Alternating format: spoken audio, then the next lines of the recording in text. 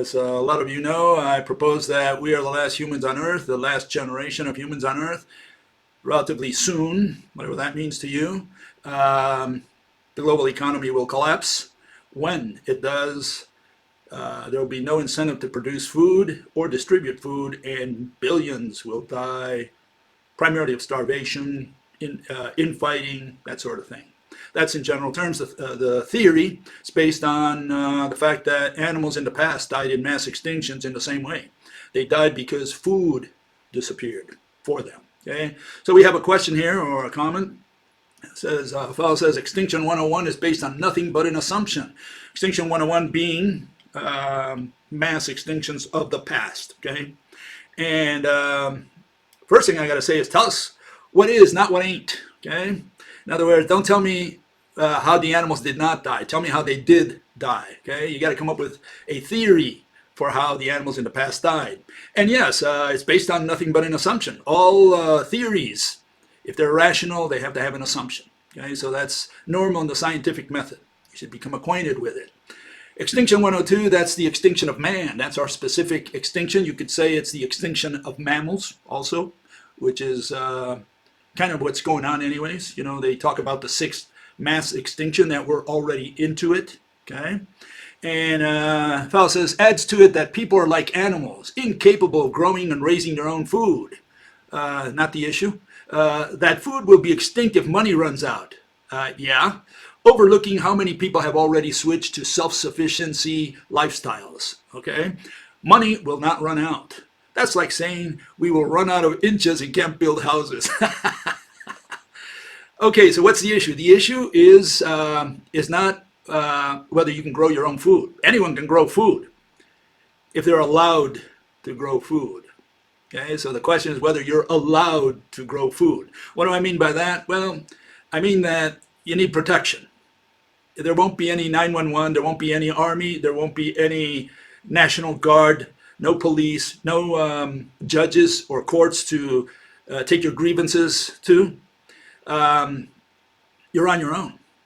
So the problem is, you know, you might want to plant and grow food. Other people will want to share in your bounty.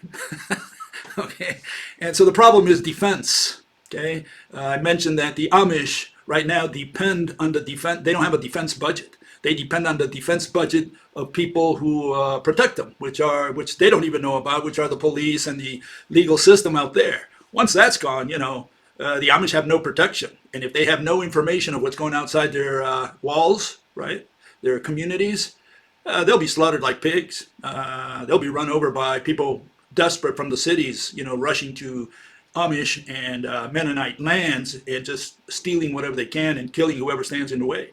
So the problem is defense. Okay, defense is the number one problem for that. Anyways, here I put a couple comments. Extinction 101, all mass extinctions were the result of food collapses. Okay, what you have out there from the paleontologists, so-called paleontologists, I don't think none of them are, catastrophic mechanisms. That's what they propose, but not a single one can explain the only thing an extinction theory has to explain, which is what? Selectivity. You have to explain how these animals died and this other group of animals remained alive. And it turns out that it's a chronological selectivity. It always is always, 150% of the time, the old species that die, that ruled essentially the planet, and the new species that radiate with the new vegetation, according to my theory, that expands and covers the land. So you got to explain that selectivity. You got to explain how an asteroid, for example, can discriminate, kill only the dinosaurs and leave all the mammals alive, or in the waters, you know, kill the mosasaurs or the ammonites and the plankton, and leave other plankton alive and other fishes and sharks alive. Turtles, alligators, you know, a lot of species survived. And the question is, how do you do that with an asteroid? Okay, and the same for volcanic activity and supernovas and all that kind of stuff. Anyways, Extinction 102, which is human extinction. Let's go by steps here. Humans are mammals, hopefully. Some people don't believe that we belong to the animal kingdom. I think they believe that we are rocks, you know, minerals. Maybe some people believe we are plants. No, we are not only animals, we belong to the group called mammals, okay? And so we are part of a given food chain, okay? We typically don't eat snakes, insects. I mean, there are people who do, but I mean, in general, we don't. And most people out there, you know, if they eat some kind of flesh, it'll be mammalian flesh. Okay, that's one issue. Of course, we eat chickens and, you know, certainly some other type of animals. But in general, it's typically mammals eating mammals. And then extinction can happen if food disappears. Some people don't believe that. Yeah, if God comes to Earth and waves his magic wand, okay, let me put this over here. It waves his magic wand and makes all food disappear, or maybe he waves his magic wand and converts the surface of the Earth just like the surface of the moon, barren, you know. I can guarantee, right, next point there, that all humans will die if that were to occur. Okay, so the issue is by removing food, if you can remove all food on Earth, you have a guaranteed mechanism of extinction. Okay, and you know, I'm not sure you can guarantee that with any other catastrophic theory. Okay, okay, I'm saying it's a food chain collapse. Okay, and that is a selective mechanism. If one type of food disappears, like if God only says, well, I'm just going to make the plants that the mammals eat, right? I'm going to make those disappear. Well, only the mammals disappear, and all those other animals that eat something else, they don't disappear. So food is a discriminatory mechanism. Okay, food chain collapse, selective mechanism. Okay, and food disappears if money disappears. Now here we have a lot of people with problems with there. They say, oh, what do you mean? Food disappears if money disappears. This fellow himself said, you know, I grow my own food. Or a lot of people will grow their own food. Well, again, the question is defense there, okay? The defense budget. You're going to have to protect your food, and I'm not sure you can do that 24 hours a day. You would have to have a group of people who kind of patrol and protect the garden. I'm not sure you can protect acres of land, okay? So there's going to be a problem in protection. Okay, that's going to be the main problem. But the question is, if money disappears, does food disappear? Well, let's assume God comes in there, instead of making food disappear, he makes money disappear. He just waves his magic wand and suddenly, for whatever reason, right? This is an assumption. It's called an assumption, okay? God makes all money disappear. No one trusts money. No one believes in money. Nobody accepts money. Well, right now, the way the world is built, or constructed, or the way we're structured, agricultural corporations produce the majority of food on the planet, and every day they produce more of it and distribute more of it. Even, you know, even if they don't produce all of it, they almost distribute all of it, because even the small farmers sell to big corporations. So you could say that, you know, I can't put a number to it. I don't have a number, but I'll just pull a couple numbers out of my head. I would say maybe 70% of the food of the world is produced by agricultural corporations and distributed probably by 90%. 90% of it is distributed by agricultural or corporations related to the food industry. Okay, so if money were to be no more, because God comes in there with his magic wand, okay, it's an assumption. He just makes money disappear. No one trusts money. No one believes in money. Nobody accepts money anymore. Any kind of money, meaning no Bitcoin, no gold, no diamonds, no dollar bills, no euros, no nothing. Okay, you don't accept it because you can't do anything with it. And that's what magic wand does from God. Okay, again, an assumption. Once we have that assumption in place, no one has any incentive to produce food, meaning the agricultural corporations have no incentive to produce food, and if they produce, assuming 70%, and distribute 90% of the food on the planet, that's it for a lot of people on the planet. And the rest can have their little plot of land, and I hope they can defend it. That's the situation there, okay, in general terms. Okay, and the irony is that, yeah, this is just one mechanism, okay, that for food for thought only. If government gives money, if every person on earth gives everyone $1 million, you eliminate you eliminate money on the planet. That's the irony of it. I mean, it'd be great if instead of like the United States government now gives checks, $1,400 to people, if instead of doing that, they would give everyone $1 million. Now, wouldn't you love to receive $1 million? If the government were to do that, just by creating money, okay, it would destroy all money. Because if it gives everybody $1 million, no one has any incentive to go to work. You know, everybody wants to take a vacation, but where are you going to take a vacation if the guy that was going to serve you, you know, at the hotel and at the restaurant and at the airline, he's gone too. He wants to go on vacation too. So, you know, the whole world collapses just by creating more money.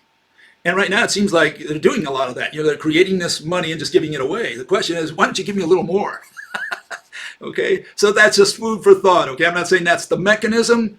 It's part of it. The more money you produce, the less it is worth. And all you're doing is devaluing the real value of the proletariat. In other words, the person who depends on a salary, by creating more money, all you're doing is devaluing his real worth, his real wages. And at some point in time, you may reach a point where you can't make it to the end of the month. You can barely pay your rent and eat, and that's about it. There's no disposable income to spend on anything else that would affect a lot of industries that depend on that disposable income. Okay, that's all just in general terms. Okay, one fellow says, I think it's the same guy, the Great Depression was the worst the economy has ever undergone. As bad as it wasn't a collapse. Yeah, because we're talking about something different. We're talking about a different situation today. We're no longer in the agricultural slash manufacturing world. Today we're in the service economy, and even worse, as I said a couple weeks ago, not only are we in the service economy, but the services have changed. The nature of the services have gone from services where you need humans, like hair cutting and lawn mowing and that sort of thing, where you need a human to do some work. It's a service, right? But we moved from that to internet services, internet worker, primarily scams, lots of scams out there, girls that just want to make a buck because they look good, that sort of thing. That's not real work. What can I tell you? That requires a little bit of intuition that's not work at all. It's just living off the fat of the land. That's all that is. And, I can't go into more detail with that. It's a long story. But all I'm saying with this is that the situation is not the same as in the Great Depression. Remember, the Great Depression, one of the theories out there is that we got out of the Great Depression because of the war. The war created or stimulated all these corporations to produce machinery, arms, weapons, for the war effort, and that put people to work. 1941, the United States had the lowest unemployment ever, 1%. And I guess you could include the soldiers. They were working in a way, they were receiving a pay, so in a way they were doing something. And the women came out of their houses, the housewives, and they became workers. They worked in the factories. And so there was only 1% unemployment. And that was then. Today we have a totally different situation where a lot of the work is, again, service oriented, and most of it, or increasingly more of it, is internet worker. Okay, so you got to keep those qualitative notions in mind. I'm not sure that sinks in the head of everybody, but that's what I have in the back of my mind. Okay, just putting it here, a little graph that shows that the population declined drastically in the mid-14th century during the bubonic plague, and we recovered from bubonic, and people started producing children again. And so you say, well, yeah, there's these up and downs. Sometimes you have a disease come in there, kill a whole bunch of people, and then population continues growing again. Well, again, that's not the situation today. The situation today is that, we're not having children. And we're not having children because we moved to the cities. So history doesn't repeat itself. Okay? People say, well, in the Great Depression, we survived it, we came out of it. Yeah, we came out of it because there was a war. Today, you cannot have a war and pull the global economy out of a slump, because a war won't do it anymore. Okay? So war can kill people, but war will no longer put people to work like it did in the 1940s. That's the issue. So we don't have the same situation. And the fact that we came out of the Depression doesn't mean that we'll come out of the next recession, depression, or what I call extinction. Okay, we're headed towards extinction. If we have a recession, it's going to turn into a depression real quick, and that depression is going to turn into something worse. Okay, I call it extinction. And yeah, it's because history does not repeat itself. You got to look at the qualitative factors. We have a different world today than it was in the 1930s and 40s. Okay, next issue here. Fella says, another thing, history seems to me to be religion, at least for the most part. Learning history requires huge amounts of belief. Yeah, that what has been written and said about the past is actually true. No one has seen Pangea. I talked about Pangea the other day, Gondwana and Laurasia. belief in it must be a religion. People have actually seen dinosaur skulls, which it seems that you say are objective proof that dinosaurs existed. But since no living dinosaurs exist today, isn't the belief in dinosaurs a religion? Isn't most of history based on belief and therefore religion? Well, I define religion as belief. So every time you pronounce the word religion, all you're saying is belief. That's got nothing to do with Pangea or dinosaurs. When you come to Pangea and dinosaurs, it's not a question of believing anything. Belief doesn't enter the picture at all. You make an assumption. You found a skeleton, you found a skull, and here let me put one up there like I put the other day. I hope this is the right one. Yeah, here's Pangea first, and you say, well, this is the map, and you say, well, was that true? I mean, that happened millions of years ago. How do you know that that was the case? And the answer is, we don't.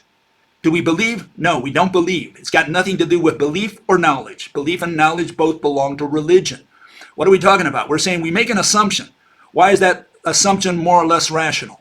Well, because the fellow who proposes this is saying, look, we found Glossopteris in this belt, in that green belt that you see on the southern region there, covering all these continents. So the assumption is, and it's a pretty good assumption in my opinion, that, if the Glossopteris were scattered in those regions, all those regions were together at some point in time.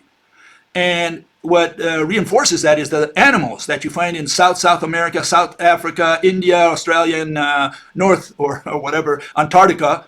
The animals they find in these regions are the same animals, are the same type of animals. So you have to believe, not believe, you have to make an assumption that maybe all these continents were together, they had the same flora and they had the same fauna.